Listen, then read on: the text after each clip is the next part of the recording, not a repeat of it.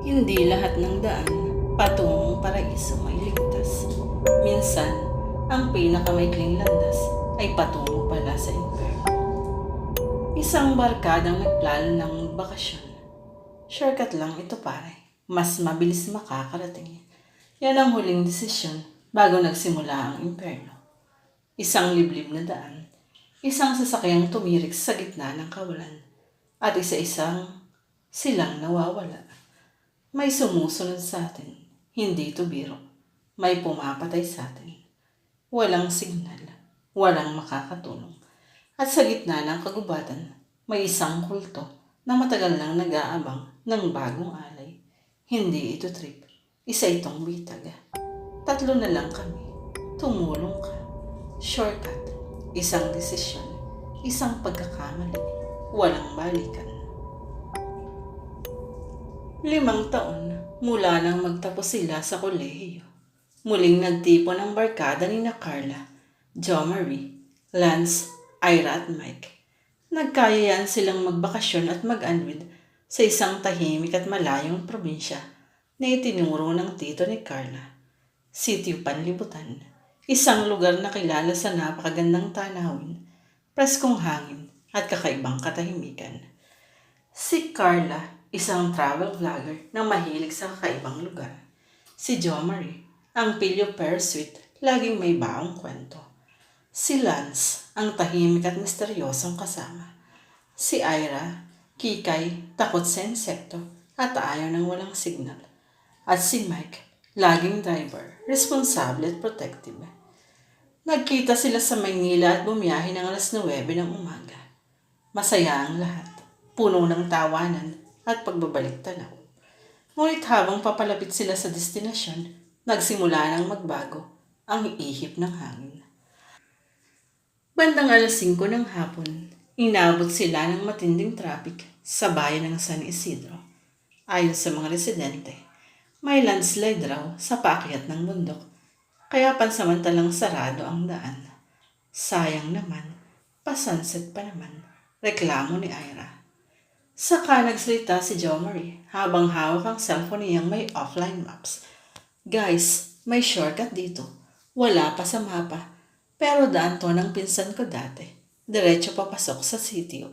Tipid oras. Game? Tumingin ang lahat kay Mike. Pag-aalangan sa kanyang mga mata. Pero nadala na rin siya ng excitement ng barkada. Isang maling desisyon, isang maling liko. Ang daang pinasok nila ay lubak-lupak, makitid at mapuno. Parang hindi dinadaanan ng sasakyan. Walang poste ng ilaw, walang mga bahay. Puro kakahuyan at mga aninong gumagalaw sa paligid. Walang nagsasalita. Ramdam ang kabigatan ng paligid. Sa gitna ng biyahe, biglang tumirik ang sasakyan. Umusok ang harap. Napatigil silang lahat. Parang sinadya. Bulong ni Lance. Sinubukang ayusin ni Mike ang makina, pero walang nangyari. At sa malas, wala ring signal. Sa katahimikan, may narinig silang mahinang kaluskos, parang yapak sa tuyong dahon. Sumunod ang isang sigaw ng uwak. Tumingin si Carla sa likuran at sa gilid ng van, tila may nakamasid mula sa mga puno. Nagpasya si Mike at Carla na maglakad pabalik sa nakitang barangay upang humingi ng tulong, habang naiwan si Jo Marie, Ira at Lance sa van. Hindi pa man lumalayo sina Mike at Carla, narinig na nila ang sigaw ni Ira. Sira ulo, hindi ito nakakatawa, Jo Marie. Pero hindi na muling narinig si Ira. Nang balikan nila si Jo Marie, nakita niya itong nakabitin sa puno, duguan ang leeg, habang ang katawan ay unti-unting inuupak ng isang nilalang na may maskarang yari sa balat ng tao. Tumakbo si Lance, ngunit mula sa dilim ay lumitaw ang isang matangkad na lalaki. May hawak na itak at inundayan siya ng saksak sa tiyan. Napasigaw si Lance, walang nakarinig. Pagdating ni na Carla at Mike sa barangay, wala silang nadat ng tao. Abandonado, sirang bahay, walang boses, kahit tahol ng aso. Bakit parang iniwanan ng lugar? Tanong ni Mike. Lumapit sa kanila ang isang matandang babae. at pilit silang pinaaalis. Anak, huwag kayong tumuloy. Yan ang daang isinarana ng mga ninuno. Diyan nagmumulto ang mga pinslang noon. Noong dekada 70 raw, may kultong namungad sa lugar. Nag-aalay sila ng buhay na tao tuwing 13 taon. At ngayon, taon ng alay. At kung nakapasok na kayo, baka hindi na kayo makalabas. Pagbalik ni na Mike at Carla sa sasakyan, wala na ito roon. Sa halip, may nakita silang mga bakas ng dugo na paakyat sa kakahuyan. Sa ibabaw ng isang puno, may nakasabit. Ulo ni Ira. Naghiyawan sila at sabay tumakbo.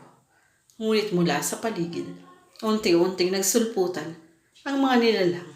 Taong nababalot sa itim, may maskarang balat at may dalang kutsilyo, lubid at karit. Isang habulan sa dilim, sa ilalim ng buwan, paliko-liko sila sa gubat hanggang sa madapa si Carla at maputol ang palad sa matalim na kawayan. Niyakap siya ni Mike at pinilit siyang itayo. Hindi kita iiwan, bulong ni Mike. Ngunit isang sibat ang tumama sa kanyang likod. Mumulagta siya sa lupa. Duguan. Si Carla umiiyak, lumaban ng sigaw. Tumakbo hanggang mawala ng ulirat. Nagising si Carla sa isang lumang kapilya. Nakagapos. Sa harap niya, ang isang matandang lalaki na puno ng tato at sunog ang balat. Ikaw ang huling handog, 5 kaluluwa. 4 ay handog, 1 ay saksi. Buhay kang uuwi, pero patay ang kaluluwa. Pagkatapos ng ritual, binigyan siya ng inuming may itim na usok. Napahiyaw si Carla, ngunit nakawala siya. Sa huling lakas ng loob, sinaksak niya ang leader ng kulto. Pagkatapos ng ritual, binigyan siya ng inuming ito. Gamit ang piraso ng salamin mula sa altar, umatras ang iba at siya ay tumakbo. Kinabukasan, nakita si Carla sa gilid ng kalsada ng isang mangingisdang matanda. Hindi na siya makapagsalita. Sa ospital, naghandahirap ang mga doktor sa pagsusuri sa kanya. Walang nakitang physical trauma, pero wala na ang kanyang pagkatao. Lagi niyang sinasabi habang nangingilid at natitig sa kopdar. Shortcut lang dapat. Shortcut lang. Hindi na muling natagpuan ang katawan ni Mike, Jo Marie, Ira at Lance. Naging alamat ang kwento sa mga kabataan sa lugar, pero totoo ito.